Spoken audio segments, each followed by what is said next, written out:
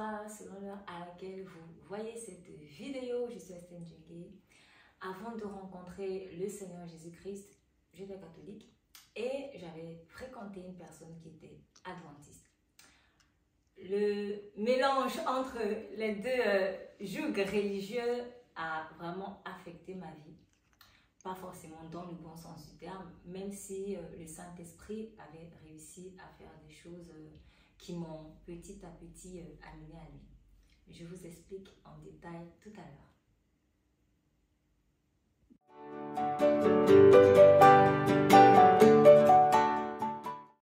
Si vous aviez écouté mon témoignage dans une vidéo précédente, vous verrez que j'étais vraiment dans une période de ma vie assez difficile. Donc, je me posais beaucoup de questions existentielles. Qui est Dieu? Où est-ce que j'irai après la mort? Ce genre de choses. S'il y a un Dieu qui existe, comment on fait pour l'atteindre? Et pourtant, j'étais vraiment fervente dans ma religion. Je servais souvent à la messe en tant qu'électrice. Voilà, il y avait plusieurs choses que je faisais, des pèlerinages. J'essayais de respecter autant que faire se peut tout ce qui m'avait été appris dans la religion. Mais ça ne me donnait pas forcément la paix. Et il y avait aussi un autre problème, c'est que j'avais vraiment envie de rencontrer l'âme sœur. Et je pense que ça partait de blessures en fait, parce que je sentais un vide dans mon cœur. Et quand on sent un vide dans son cœur, on a absolument envie de le combler en fait. Voilà, on cherche l'amour. Et l'amour tel que il nous est présenté, c'est toujours rencontrer une personne avec qui je vais pouvoir vivre une relation amoureuse. Donc c'était aussi une quête intérieure et je voulais vraiment une relation sérieuse. Je voulais vraiment une relation sérieuse, je voulais une relation qui puisse aboutir au mariage, une relation qui puisse être permanente en fait, une relation qui allait me rendre heureuse. Du coup, j'étais très difficile. J'étais très difficile, j'avoue. J'étais très difficile avec les garçons, mais c'est parce que je voulais vraiment trouver ce que j'appelais la perle rare.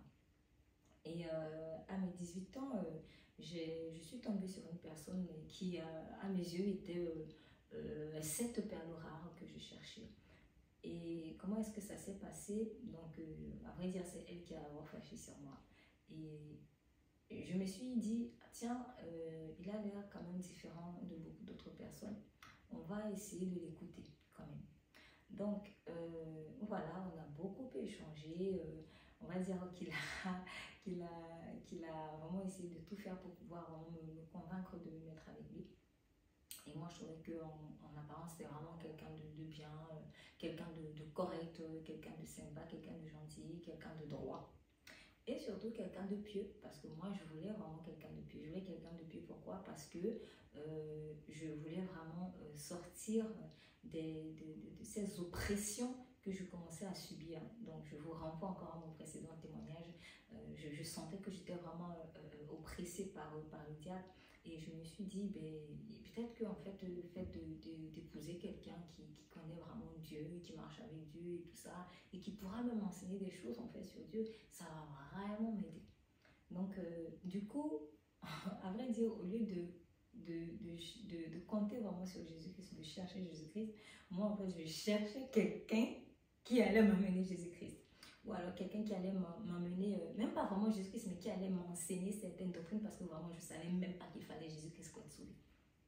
Et, même si je n'étais pas vraiment en Christ, je priais quand même et je posais régulièrement cette question à Dieu. Dieu, est-ce que c'est vraiment celui qui est fait pour moi? Et Dieu me répondait toujours. Dieu me répondait toujours. Il y avait toujours quelque chose qui me faisait comprendre que, non, c'est pas le bon. Et avec cette personne-là, j'avais fait aussi cette prière, malgré que dans le fond de mon cœur, j'avais envie de dire oui, mais il y avait quand même cette petite hésitation. Et du coup, je me suis dit, bon, par mesure de prudence, je vais prier et je vais demander au Seigneur, est-ce que c'est vraiment lui qui est l'homme de ma vie et tout ça? Et après avoir fait cette prière, j'ai fait un songe dans lequel en fait j'avais l'impression que voilà, on se mariait. Enfin, c'était une impression parce que c'était tout blanc, on était là à deux et tout. J'avais l'impression en fait que ça allait aller loin, vraiment. Et du coup, je me suis dit, je pense que Dieu m'a répondu. Mais j'étais encore hésitante et un jour, une amie très proche à l'époque m'a parlé également en me disant, mais non, mais franchement, en gros, mais fonce quoi, qu'est-ce que tu attends? Et je me disais, ah, j'ai l'impression que Dieu m'a parlé par un rêve. Il y a encore cette amie-là qui est très pieuse aussi. Voilà, parce qu'on servait en tout cas à l'église en tant que lectrice ensemble. Et voilà, il y avait souvent des prières qu'on faisait ensemble. Donc, je me suis dit, bon, si une personne aussi pieuse vient te dire, mais oui, mais non, fonce et tout. Bon, peut-être que je fais un peu trop la dure. Et voilà comment j'ai vraiment ouvert mon cœur à cette personne. Et au départ, vraiment, tout était bien. Jusqu'au jour où, enfin, ça avait commencé comme ça, même si j'ai voulu fermer les yeux, jusqu'au jour où nous sommes tombés dans la fornication. Et pourtant, moi, j'avais vraiment fait ce vœu à Dieu. Je lui avais dit, ok, Seigneur, moi, je veux garder vraiment ma virginité jusqu'au mariage. Mais bon, j'ai pas pu. Et visiblement, c'était pas avec ce genre, avec le profil voilà, que ça aurait pu se faire parce que c'était pas forcément la logique de cette personne-là. Et je me suis laissée aller. Et je me souviens que vraiment, la première fois où nous sommes vraiment tombés dans l'impudicité, le lendemain, j'étais en fac et j'ai senti comme quelqu'un qui mettait un manteau noir sur moi. Donc vraiment, je l'ai senti physiquement. Donc j'étais assise là sur la chaise, sur la table, à l'amphithéâtre, et j'ai senti comme si quelqu'un déposait sur moi un manteau noir. Et à ce moment-là, j'ai senti une froideur, donc j'ai commencé à avoir froid. Pourtant, il faisait très très très chaud. Nous sommes dans les zones tropicales, et, en tout cas des zones où il fait chaud. Voilà, les zones tropicales, je ne sais pas si c'est tropical, mais en tout cas, voilà, il fait chaud. Il faisait vraiment chaud. Et subitement, je me sens vraiment froide. Et j'étais pas bien. Mais en revanche, j'ai eu vraiment une intuition forte en fait. J'ai eu la sensation que c'était, ou la conviction, je préfère dire, que c'était par rapport à ce qui s'était passé la veille. Et là, j'ai compris que waouh, j'ai fait une bêtise. Mais maintenant, comment sortir de cette bêtise? J'arrivais plus.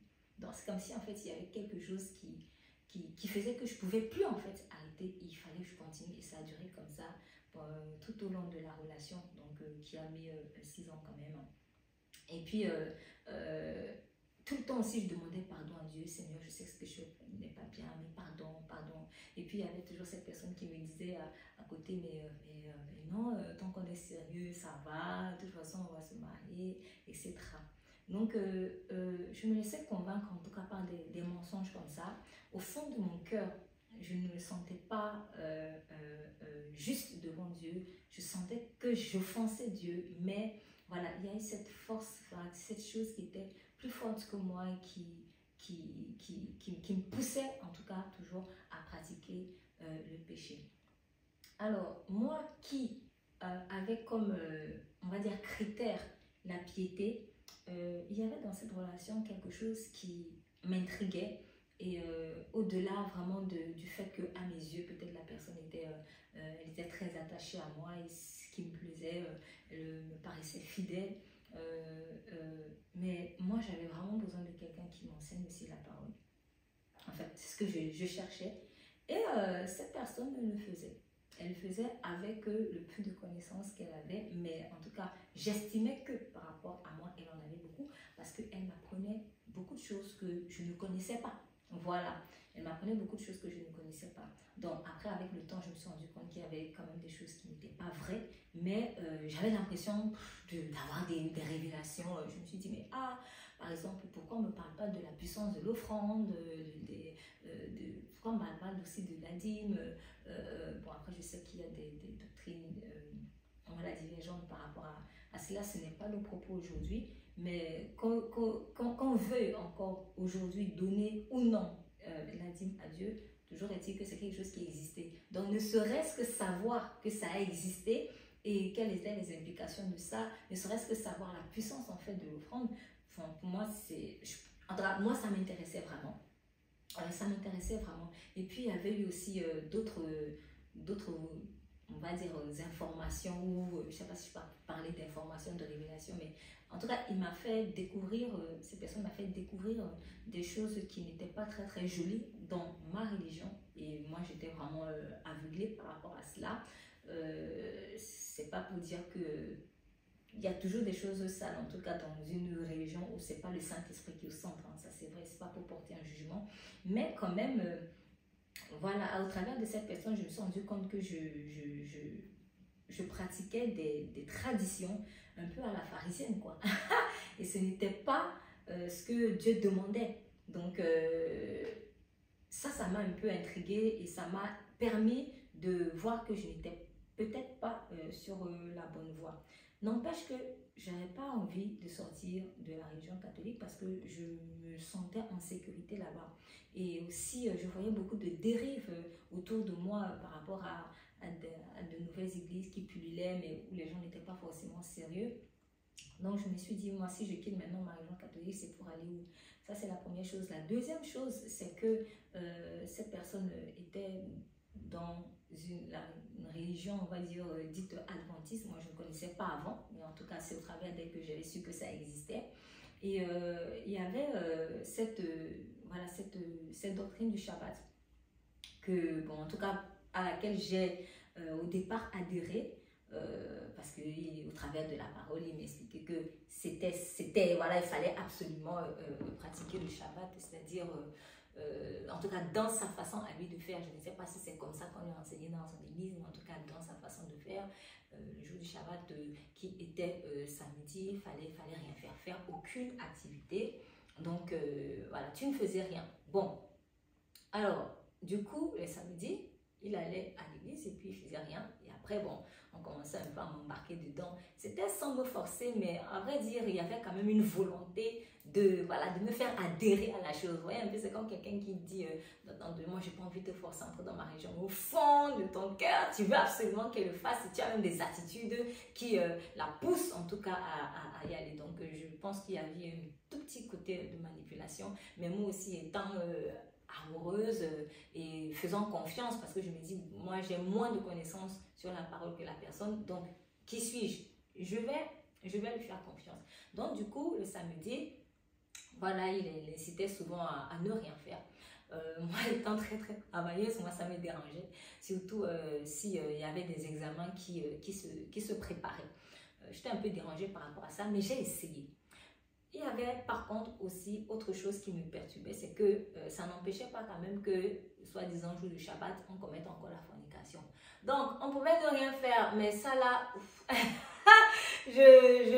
après en fait, dès qu'on terminait de faire notre affaire, je me reposais encore la question, je me dis, mais on n'était pas censé rien faire le jour du Shabbat. Mais du coup, ça ne fait rien, et ça là, on peut quand même faire. Mais en fait, quand vous êtes là, vous êtes oisif, vous regardez seulement. Voilà, enfin, ça arrive, ça vient. Et vraiment, quand je revois un peu les choses en arrière, j'ai vraiment l'impression, enfin, pas c'est une impression, je réalise que j'étais vraiment tombée dans la folie.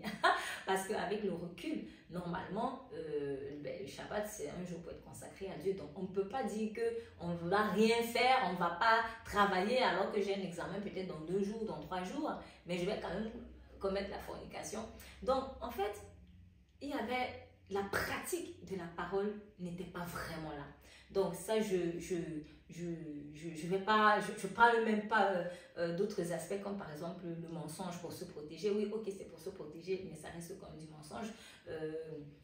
Je ne parle pas par exemple de la grande susceptibilité, je ne parle pas de cette voilà, de la difficulté à accepter le reproche, parce que ça c'était des petites choses que j'observais et qui ont commencé à faire tomber quelques écailles de mes yeux. Tous les écailles n'étaient pas tombés, mais je me suis dit, mais avec autant de connaissances de la parole, comment on a un peu du mal à se laisser reprendre par la parole, parce que voilà, on avait vécu des scènes où j'avais vu par exemple une personne qui l'avait reprise par rapport à la fornication, et ça s'est allé, voilà, elle avait très mal prise. Mais en revanche, moi ça m'intriguait, je me suis dit, mais ça signifie qu'en fait c'est vraiment quelque chose de grave, parce qu'à force de pratiquer quelque chose, et surtout quand vous êtes dans une église où pratiquement tout le monde fait ça. Voilà, tout le monde fait ça, voilà, on va voir, on va servir à la messe, mais en même temps on est en concubinage, des choses comme ça. Donc, en fait, autour de moi, je me suis dit, bon, de toute façon, je ne suis pas la seule. J'ai l'impression que je suis bien lotie, parce qu'il y en a beaucoup qui se plaignent. Mon copain m'a trompé, c'est m'a trompé. Moi, je me plains même pas de ça. Moi, je ne suis pas dans cette situation. Donc, moi, je suis stable. c'était un peu le mensonge que j'avais dans ma tête. Donc, du coup, à force de voir que tout le monde fait ça, mais tu te dis que, ben, en fait, c'est même toi qui es derrière, c'est toi qui es à côté de la plaque, c'est toi en tout cas, qui n'est pas en train de bien agir.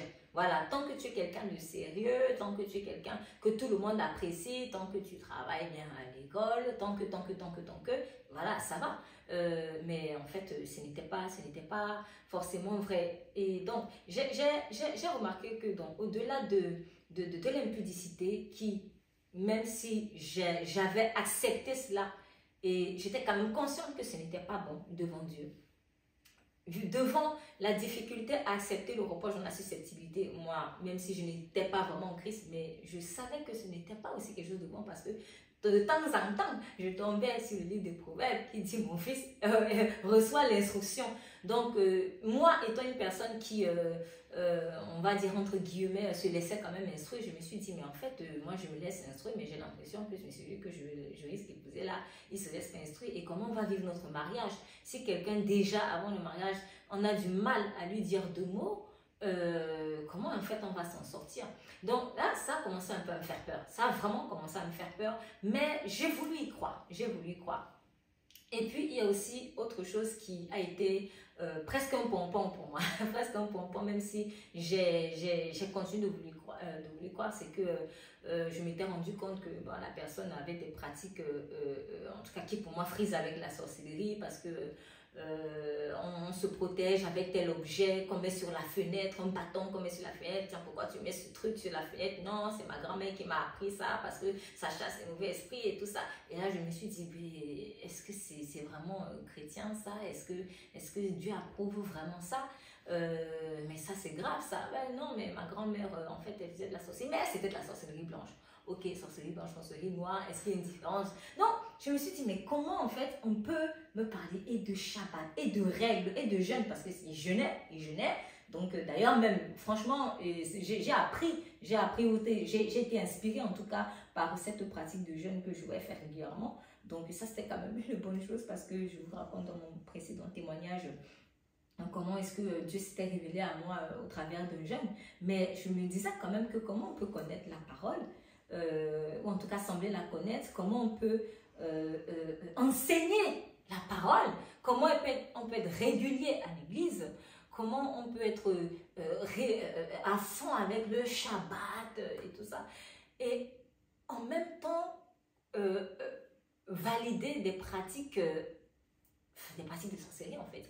On peut l'appeler comme on veut, sorcellerie blanche, noire, rose et tout ça, mais ça reste en fait de la sorcellerie, vouloir se protéger par des objets plutôt que par Dieu, des petits talismans, des petits... Pourquoi? Parce qu'on affectionne beaucoup peut-être la grand-mère ou on affectionne beaucoup quelqu'un de la famille en fait.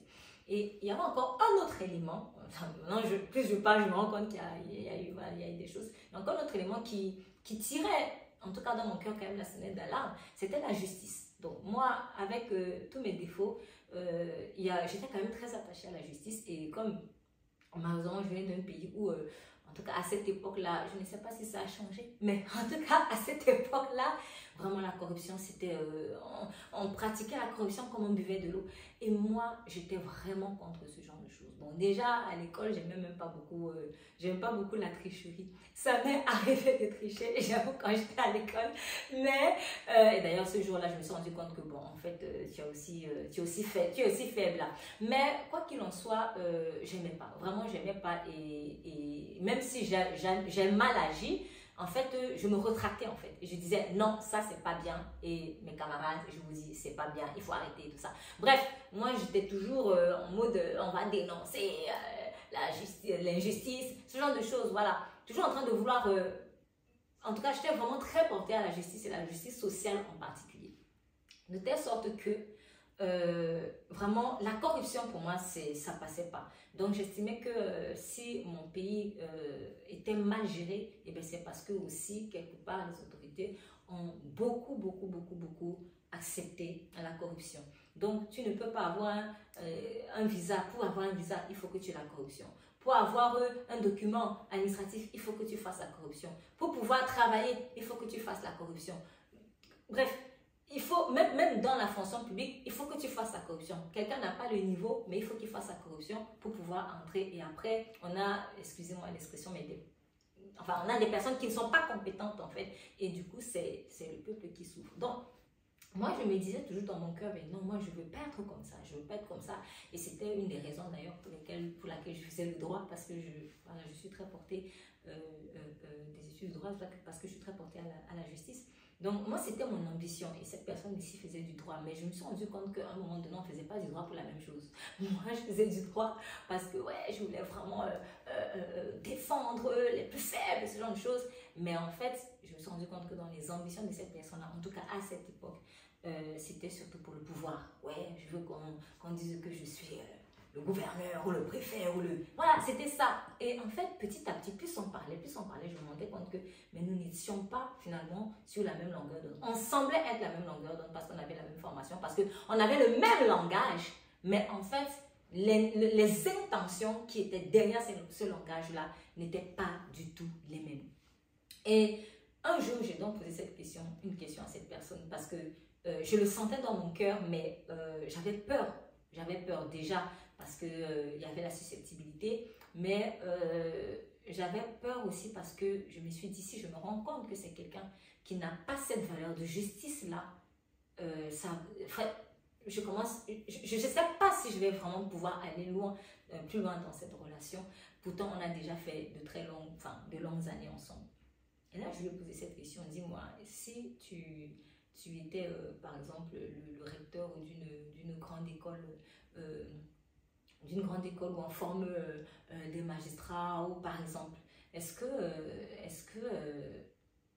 pour pouvoir faire entrer ta soeur, tu vas la pousser à vraiment à bosser, ou alors tu vas la faire entrer même si elle n'a pas le niveau, comme beaucoup de personnes font. Et puis, ben, il m'a clairement répondu, mais non, moi, je ne peux pas laisser ma petite soeur. Je ne peux pas laisser ma petite soeur. Donc, il n'y a pas question de, elle a le niveau, elle n'a pas le niveau. Allez, elle rentre, on lui donne le poste comme ça. Et je sais que c'est quelque chose que beaucoup de personnes font, mais je sais aussi que ce n'est pas ce que Dieu désire. Donc, c'est parce que, en fait, quand il y avait des concours, on privilégiait, même s'il y avait des personnes qui avaient très bien travaillé, en fait, on éliminait les gens qui avaient bien travaillé et on prenait en fait le nom de ceux soit qui avaient payé de l'argent pour pouvoir avoir une place à l'école, ou alors soit des personnes qui avaient des parents haut placés, des ministres, ou ce genre de choses en fait. Du coup, toi qui avais vraiment travaillé et qui méritais ta place, et en fait, tu étais balayé. Donc, c'est comme ça que ça fonctionnait. Donc, du coup, je lui ai demandé, est-ce que tu serais prêt du coup à balayer quelqu'un qui a vraiment bossé pour être là à cette place comme c'est le règlement, ou alors tu vas, sachant que peut-être ta soeur n'a pas du tout le niveau, tu vas la mettre comme ça juste pour lui donner du travail dans la fonction publique aussi. Et puis il m'a bien fait comprendre que bah non, moi je vais prendre ma soeur, il n'y a pas une question de mérite ou pas de mérite. Et là je me suis dit, oups, bon, ok, on n'est pas en fait vraiment sur la même longueur d'onde. Moi j'avais cette conviction, même si je ne lisais pas beaucoup la Bible, mais je connaissais quand même ce passage qui dit, celui qui est fidèle dans les petites choses sera fidèle dans les grandes. Et je me disais toujours, si même à l'école, je commence à pratiquer foncièrement jusqu'à aimer même faire en fait la corruption comme ça, mais qu'est-ce que je vais devenir si demain j'ai un grand poste en fait? Qu'est-ce que je vais devenir? Donc je me suis dit, mais comment aussi en tant que chrétien, on peut réfléchir comme ça? Donc moi, ça commençait vraiment un peu à m'effrayer, mais il y a quelque chose qui m'a maintenue en fait dans cette relation, c'était la peur d'être seule. Il y avait eu beaucoup de signaux d'alarme. Je me suis rendu compte que j'avais cherché, en tout cas, oui c'est vrai, auprès de cette personne, un enseignement peut-être sur les voies de Dieu. Cependant, je n'ai pas vu la vie de Dieu dans la personne. Et je me suis même retrouvée, finalement, après 6 ans plus tard, je me suis retrouvée pire qu'avant, finalement, parce que je ne vais pas faire le topo peut-être on va dire de tous les défauts que j'ai commencé à voir en entrant dans cette relation, mais je vais insister sur un passage que Dieu m'a donné pour me rappeler cela. C'est dans Matthieu 23, verset 15, où il dit « Malheur à vous, scribes et pharisiens hypocrites, parce que vous courez la mer et la terre pour faire un prosélyte.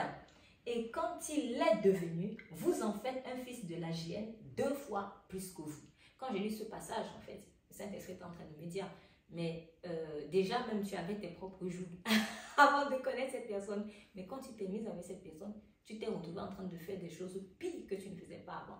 Moi, par exemple, je donne juste un exemple, mais il n'y a pas que ça. Juste par exemple, la préservation de mon corps. Moi, c'est en entrant en tout cas dans cette relation que j'ai livré le temple du Saint-Esprit. Moi, je me suis dit, j'avais pas, le Saint-Esprit n'habitait pas encore en moi, mais mon corps est quand même le temple du Saint-Esprit en fait. Donc, Dieu avait vraiment voulu que je le garde et il me l'a bien fait comprendre. D'ailleurs, quand j'ai donné ma vie au Seigneur, il m'a dit, ah, je n'étais pas content parce que tu aurais dû préserver ton corps, mais je te pardonne. Dieu est un bon Dieu, il pardonne quand on se repent. Donc, il y a eu plusieurs autres choses en fait. Il y a par exemple, j'avais constaté que j'étais devenue moins diligente. Je préfère dire ça comme ça, je ne vais pas dire paresseuse, mais en tout cas, j'étais devenue moins diligente. Je dormais un peu plus. Mais quand j'ai donné ma vie au Seigneur, en fait, son Saint-Esprit m'a fait comprendre que, en fait, dans les rapports sexuels, il y a des échanges. Et que, bon, malheureusement, cette personne, elle avait un esprit de paresse, en fait. Elle avait un esprit de paresse qui prétextait, entre autres, le Shabbat pour ne rien faire. Mais en fait, c'était vraiment un esprit de paresse. Lui, ça l'arrangeait. Pourquoi? Parce que la personne était déjà très portée à la paresse. Donc, ça ne veut pas dire que j'étais parfaite, j'insiste. C'est pas pour dire que j'étais parfaite. Non, j'avais moi-même déjà mes propres jours. Mais j'ai constaté que j'ai vécu Matthieu 23, verset 15, qui dit « Scribes et pharisiens hypocrites ». Hypocrites pourquoi? Parce que vous prêchez des choses que vous ne pratiquez pas. Vous pratiquez l'inverse de ce que vous prêchez en fait. Parce que vous courez la main et la tête pour faire un procédé. Donc vous faites un adepte. Donc il y a quelqu'un qui, en fait, dont je suis devenue l'adepte, doctrinalement parlant. Et quand je suis devenue son adepte, je suis devenue 2 fois pire en fait. Je ne sais pas si c'est 2 fois pire que lui, mais en tout cas, je suis devenue pire qu'avant. Voilà.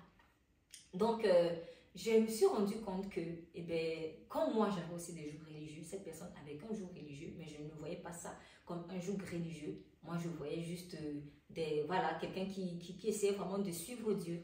Mais c'était vraiment un joug. Parce que le joug religieux, c'est on va faire des choses pour faire. Mais on ne vit pas, en fait, Christ. Voilà. Donc, moi qui cherchais, on va dire Dieu, je suis tombée plutôt dans des pratiques religieuses sans Saint-Esprit qui ont enfoncé les jougs dans lesquels je me trouvais déjà.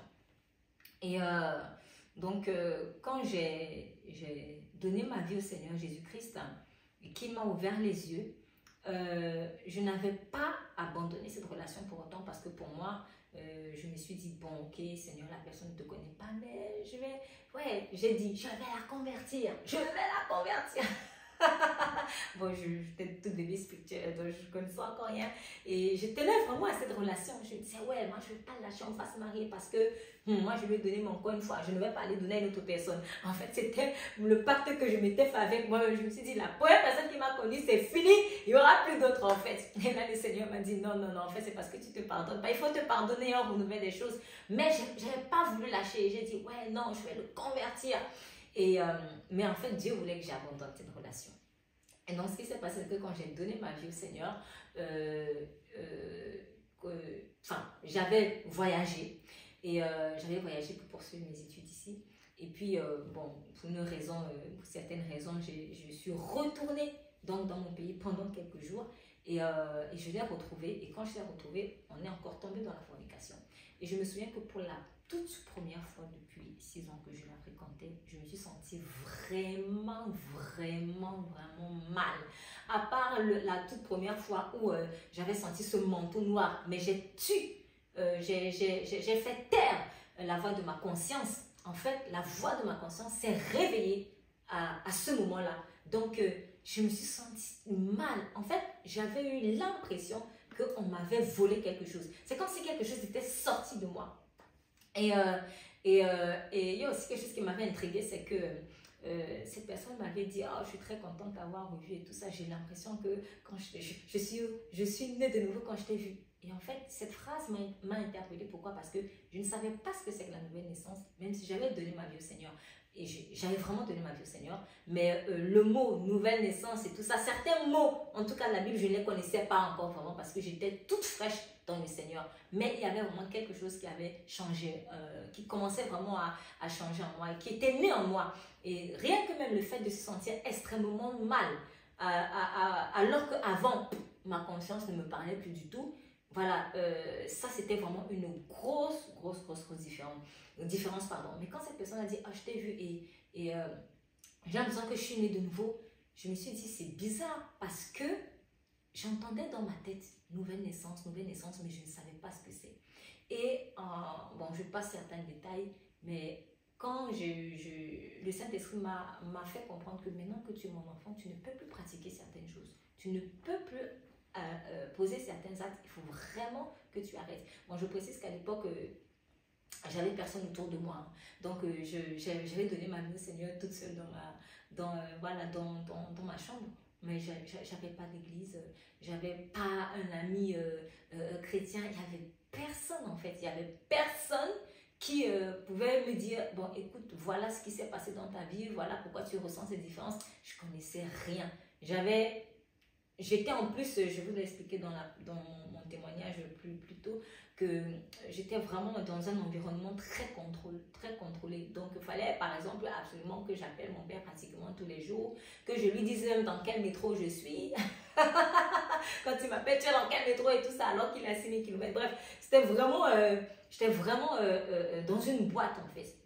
Mais ce n'était pas seulement dans une boîte familiale, j'étais aussi dans une boîte sentimentale parce que cette personne commençait en fait à développer déjà les mêmes attitudes, c'est-à-dire vraiment un esprit de contrôle en fait. Fallait qu'on s'appelle tout le temps, fallait qu'on se bip 3 fois par jour et si j'ai loupé un bip, bref, c'était vraiment, voilà, je suis là quoi.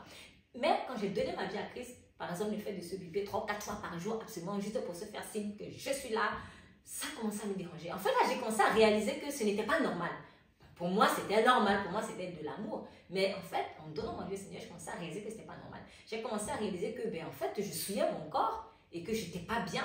J'ai commencé à réaliser que, en fait, avoir des défauts, encore plus de défauts, sur cette personne que je ne voyais pas forcément. Mais je continuais, je l'aimais. Moi, j'étais attachée. Et donc, j'ai prié le Seigneur, Seigneur, délivre-le. Et là, le Saint-Esprit m'a dit, si tu veux que je le délivre, il faut que tu le quittes. Il faut que tu le quittes parce que tu es son idole, en fait. Donc, tant que tu es là, il ne fera que toi. Il faut vraiment que tu le quittes. Et donc, c'est ce que j'ai finalement fait. C'était dur, mais je l'ai finalement fait. Après, Dieu a dû y aller fort parce que quand j'ai résisté, Dieu m'a dit, si tu ne le quittes pas, tu verras qu'il va te trahir. Et je me suis dit, Seigneur, en 6 ans, je n'ai jamais vu vraiment qu'il m'a trahi. En 6 ans, donc je ne sais pas comment ça va se passer. Et le Seigneur m'a dit, ok, le lendemain, avant minuit, il va te trahir, tu verras. Et donc, je rappelle encore, si vous verrez dans mon premier témoignage combien j'étais persécutée par un esprit méchant parce que j'avais été vendue par des membres de ma famille dans une loge satanique. Et je lui en avais parlé, je lui ai parlé de ça, je lui ai dit en fait là, depuis que j'ai donné ma vie à Christ, je me rends compte qu'il y a eu ici, ça, voilà ce qui se passe dans ma famille. Donc en fait je suis en danger là où tu me vois, là, je suis vraiment en danger. Et puis il a été très désolé pour moi et tout ça. Mais ce qui s'est passé c'est que quand on a réalisé, quand dans ma famille on a réalisé que j'avais ouvert les yeux sur vraiment les mauvaises pratiques qu'ils faisaient contre moi, ils sont allés le voir. Pourtant, en fait, on n'était pas censé le connaître. Donc, je ne l'avais jamais vraiment officiellement présenté chez moi en 6 ans, en fait. Mais quand j'ai donné ma vie à Christ et qu'on a vu que je commençais déjà à être un peu plus prudente vis-à-vis de ces personnes-là, et bien, on allait le voir, en fait. Et là, il n'a pas fait le bon choix. Donc, il a décidé de me mettre la pression. Ouais, il faut que tu écoutes ce qu'on te dit, il faut que tu reviennes et tout. En gros, abandonne ta vie et viens te marier avec moi, en fait. Abandonne ta vie et oublie ton avenir, oublie... En fait, ce qu'on me demandait clairement, c'était sacrifie ton avenir pour moi. Et là, vraiment, ça m'a fait mal parce que je me suis dit, tu sais que quelqu'un est en danger mais parce qu'on t'a proposé quelque chose, parce que c'est ce qui s'est passé, même si je n'ai pas les preuves, mais en fait Dieu m'avait déjà prévenu, Dieu m'avait dit en fait on va lui proposer de lui faire entrer, de lui donner tel poste et tout ça, on va lui faire, voilà, en fait c'était de la corruption, voilà, tout simplement, en fait il m'a lui aussi vendu, pour obtenir un avantage. Et cette phrase, comme quoi, je sais que tu es quelqu'un de très intègre, mais viens quand même te salir. Viens te salir. Parce que, en fait, ma famille voulait absolument me donner me faire entrer dans une école pour que j'ai un poste, mais toujours pas la corruption. Donc, mais je savais que déjà c'était un piège, parce que c'était juste un prétexte pour que je les retrouve et après qu'on me tue. La deuxième chose, c'est que déjà moi j'avais dit, moi je ne vais pas entrer dans une école dans la corruption. Je refuse la corruption. Donc du coup cette personne a été utilisée et elle est venue en tout cas elle m'a écrit en me disant je sais que tu es quelqu'un de très intègre, mais fais ça pour moi. Donc en gros c'est comme si quelqu'un te dit va te souiller pour moi. Et là ça a été le pompon du pompon parce que je me suis dit chrétien, et tu demandes à quelqu'un en fait de pratiquer l'injustice au nom de l'amour qu'il a pour toi, et Jésus dans tout ça. Et là, j'ai compris que je ne pouvais pas, en fait. Je ne pouvais pas continuer comme ça. Et voilà comment j'ai eu, quelques temps plus tard, le courage de dire, bon, stop, je vais arrêter. Cette personne, elle a vraiment besoin de Jésus-Christ. Et même quand je la quittais, je sentais quand même que j'avais toujours des sentiments. Mais après avoir obéi à Dieu, Dieu a enlevé les sentiments. 2 jours plus tard, je n'ai plus rien senti. Et une joie est entrée en moi. Et j'ai commencé à aimer même vraiment cette personne. J'ai senti que j'avais un amour pour cette personne. Mais c'était un amour pur, c'était un amour sain. En fait, c'était un amour compatissant en fait. Ça n'avait rien à voir avec ce que je ressentais. Je me suis rendu compte que en fait, je ne l'aimais pas. Mais le vrai amour qui est descendu dans mon cœur, c'était vraiment l'amour de Jésus. Et là, j'ai eu compassion pour son âme en fait. Donc, quand je me suis séparée, j'ai gardé le Shabbat. La pratique du Shabbat, qu'on ne va rien faire le samedi. Et j'ai commencé à me sentir oppressée par rapport à cela. Et j'ai crié à Dieu et j'ai dit au Seigneur, Seigneur, est-ce que je dois, est-ce que c'est vrai en fait, est-ce que le Shabbat là, on doit vraiment rien faire samedi là, je dois rien faire et tout ça. Bon, même si j'avais déjà commencé à le faire, mais comme je ne me sentais pas bien, j'ai crié à Jésus. Et en fait, il m'a répondu, il m'a dit, le Shabbat c'est moi. Le Shabbat c'est moi. Tu n'es pas sauvé par une pratique de jour, de saison, parce que tu dois manger, tu ne dois pas manger, parce que bon, dans ce qu'il m'a appris, je ne sais pas si c'est leur religion là-bas, mais en tout cas, dans ce qu'il m'a appris, on ne doit pas aussi manger le porc. Donc, du coup, j'ai cessé de manger le porc, j'ai cessé de manger certaines choses, et le samedi, je ne faisais rien, et j'étais sûre que ouais, je suis sur le bon chemin, mais ça ne me donnait pas forcément la paix. Ça ne me donnait pas la paix. Quand j'ai donc donné ma vie au Seigneur, mais j'ai continué de pratiquer ça. Donc, c'est-à-dire que j'ai cessé de manger le porc, j'ai cessé pardon, je ne mangeais toujours pas le porc ou certains autres aliments, certains autres animaux. Le samedi, il ne fallait rien faire. Mais comme ça me dérangeait quand même, je me suis dit, bon, franchement, moi, je trouve ça bizarre de rester seulement s'asseoir comme ça sur la chaise le samedi. Ok, à défaut au lieu de rester comme ça, je vais donner ça au Seigneur et tous les samedis, je vais sortir pour évangéliser. Bon, franchement, j'avais des choses à faire. Mais je me suis dit, allez, on va sortir pour évangéliser. Et c'est ce que j'ai fait au début. Donc, tous les samedis, je me levais. Et puis, je parlais de Jésus aux gens et tout ça. Et franchement, Dieu a fait grâce. Dieu est bon. Hein? Dieu est bon parce qu'il a permis des connexions. Il a permis vraiment que je puisse toucher des personnes. Mais à un moment donné, ça n'a pas duré. J'ai commencé à sentir un malaise, même en faisant ça. Et c'est là où le Seigneur m'a dit, mais en fait, tu le fais parce que tu as cru en un joug. Je ne te demande pas d'aller évangéliser parce que tu crois en un joug. Voilà, tu n'es pas sauvé parce que ce n'est pas le samedi ou le samedi qui t'a sauvé. Ce n'est pas l'absence de porc ou d'autres choses qui t'a sauvé. C'est ma grâce qui t'a sauvé. Donc, le Shabbat, c'est moi. Le Shabbat, c'est moi. Et en plus, quand je suis tombée sur ce passage où le Seigneur Jésus dit à Pierre, tu manges. Tu manges. Et là, je me suis dit, non, mais je ne peux pas, les interdits alimentaires, c'est pas forcément de Dieu, en fait. Et il y a encore cet autre passage où il est écrit que dans les derniers temps, il y aura des doctrines de démons. Ils prescriront de ne pas se marier, ils prescriront de ne pas manger ceci ou cela. Et là, je me suis dit, mais lui qui m'enseignait que ouais, les catholiques c'est diabolique, mais finalement, même ce que lui-même m'a appris, oui, ok, certains ont l'air interdits de se marier, mais Toi aussi, tu m'apprends qu'il y a les interdits alimentaires, mais est-ce que franchement, c'est très différent? Donc, en fait, je me suis rendu compte que dans sa façon de partager la parole, alors, je ne sais pas si c'est ce qu'on leur a appris, donc je ne suis pas en train de danser une communauté religieuse, attention, je ne sais pas. Mais en tout cas, une chose est sûre, c'est que c'est quelqu'un qui, dans cette religion, j'allais dans son église, dont j'ai bien vu, et c'est comme ça qu'elle m'était partagée. Après, une chose est sûre, c'est que c'est vrai, elle la pratiquait de façon hypocrite parce que je ne pense pas que ses frères et sœurs savaient forcément ce qu'ils faisaient en réalité. Donc, en fait, j'ai eu le sentiment qu'il m'a partagé une doctrine sur la base de la haine d'une autre religion. Donc, c'est comme si on me disait, sors du catholicisme parce qu'eux, ils sont mauvais et viens chez moi, mais viens dans ma religion en fait. Mais on ne peut pas, en tout cas, c'est pas comme ça que le Saint-Esprit fonctionne forcément. Donc, on ne peut pas, en fait, comment dire ça? C'est un peu comme, vous voyez, dans certaines campagnes politiques, au lieu de te concentrer sur peut-être un programme à défendre, toi, tu te concentres sur les défauts de l'opposant.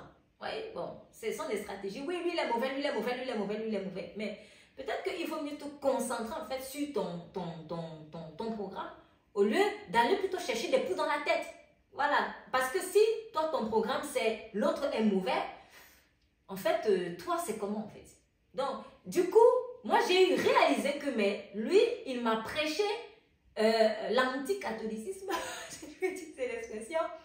Et du coup, lui, on ne le voyait pas. Et toi? Et toi? Vous voyez? Donc, alors, je ne sais pas maintenant pour dire qu'il n'y a pas de choses à reprocher dans le système catholique. Ah bah si, il y en a beaucoup parce que cette fois-ci, c'est le Seigneur Jésus qui est venu lui-même arracher de là. Je vous invite à aller écouter mon précédent témoignage. Mais la haine de la religion, on n'est pas sauvé parce qu'on a détesté une religion. Ça ne c'est pas ça qui aide. Voilà, parce que ce que tu pointes dans l'œil, de l'autre, toi-même tu fais pire. Donc voilà, donc c'est bien d'aller critiquer les catholiques, mais quand toi-même tu fais la fornication en disant Jésus, c'est un peu bizarre. Vous voyez, donc moi je suis tombée dedans et je me suis rendu compte que en fait c'est le diable qui me faisait tourner en rond. Quand il a vu que je voulais maintenant sortir d'un système, il a venu me présenter un autre système religieux et je suis rentrée dans ce système religieux et j'ai tourné en rond en fait. Donc voilà, Dieu m'a fait comprendre qu'on ne peut pas adhérer, on n'est pas sauvé sur la base de la haine d'une religion. C'est pas comme ça que ça marche. On est sauvé par la révélation de l'amour de Jésus-Christ. Et même si je vois que peut-être quelqu'un est égaré dans des pratiques religieuses, en fait, c'est plutôt le cœur de compassion qui va être développé et non pas la haine. Oui, lui va là en enfer parce qu'il n'a pas fait le Shabbat, des choses que j'entendais en tout cas souvent. Donc voilà. En tout cas, je donne ce témoignage parce que ces jours-là m'ont beaucoup affecté. Ces jours m'ont beaucoup affecté. Et dans le sens que j'ai avalé en fait des doctrines qui m'ont vraiment qui ne m'ont pas en tout cas aidé à me rapprocher du cœur de Jésus-Christ. Voilà, ce n'était pas vraiment le cœur de Jésus-Christ qui m'était présenté, mais c'était plutôt des règles. C'était des règles, exactement comme faisaient beaucoup de chefs religieux à l'époque du Seigneur Jésus-Christ. Donc, et la deuxième chose, c'est que maintenant, en fréquentant cette personne, au travers des rapports sexuels hors mariage, il y a eu vraiment des communications d'esprits mauvais. Parce que moi, après, j'ai été oppressée par certains esprits. Et j'ai compris en fait que ces esprits-là, on va dire qu'ils étaient entrés dans ma vie au travers en fait de ces rapports intimes. Donc moi-même, j'avais déjà ma part de problèmes, mais je suis encore allée ramasser d'autres problèmes. Voilà, c'est pour ça que vraiment le Seigneur Jésus nous dit vraiment de préserver son corps avant le temps.